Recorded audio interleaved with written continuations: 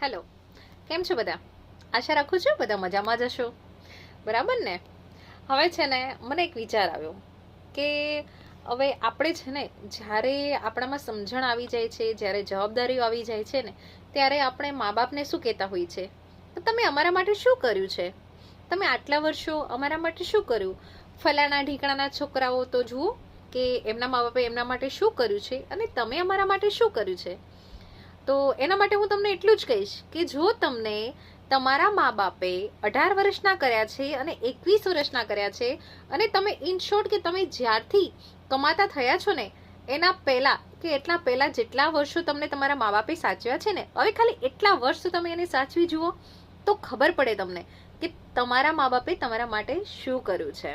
અને છે ને આપણે એક ગુજરાતમાં એક ભજન છે, હે કરમનો સંગાથી વાલા મારું કોઈ નથી, હે ના લખ્યા જુદા લેખ, હેવા લખ્યા જુદા લેખ, કરમનો સંગાથી વાલા મારું કોઈ નથી.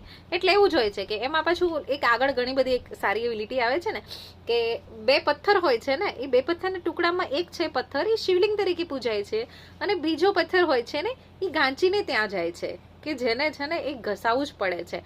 પણ ખરેખર તો છે ને બંનેનું છે ને ઉપયોગ સારો જ હોય છે. શિવલિંગ છે જેની આપણે પૂજા કરીએ છીએ, જેને આપણે ભગવાન માનીએ છીએ, અને જે કાંચીને ત્યાં ગયો હોય છે ને એ એને રોજીરોટી અપાવે છે, એ પણ એક વ્યર્થ હોતો જ નથી, બરાબર ને? એટલે આપણે છે ને મા બાપને ક્યારેય એમ નહીં કહીએ કે તમે આ મોટા ભાઈ માટે શું કર્યું છે, નાના ભાઈ માટે શું કર્યું છે, XYZ, કે કોઈ પણ મા બાપને છે ને તમે બીજાના મા બાપની સાથે કે તમારા કોઈ પણ વ્યક્તિની સાથે સરખાવશો નહીં. એમનાથી જેટલું પણ થઈ શકતું હોય ને એટલું તમારા માટે કર્યું જ હશે. એ ક્યારેય એમને ખોટ નહીં બેઠી હોય, એ બાબત માટે તમને ખોટ આપવાય નહીં દીધી હોય કે હું મારા બાળકની આ ઈચ્છા પૂરી ન કરું. જેમ આપણે આપણા બાળકોની ઈચ્છાઓ પૂરી કરવા માટે તત્પર હોઈએ છીએ ને, એમ આપણા મા બાપે આપણા માટે કંઈક ને કંઈક તો કર્યું જ હશે ને, પણ સમય ત્યારે અલગ અલગ હોય, બરાબર ને? તો આપણે અમારા મા બાપને ક્યારેય છે ને દુઃખી નહીં કરીએ કહીને કે તમે અમારા માટે શું કર્યું. ઠીક છે? Bye bye.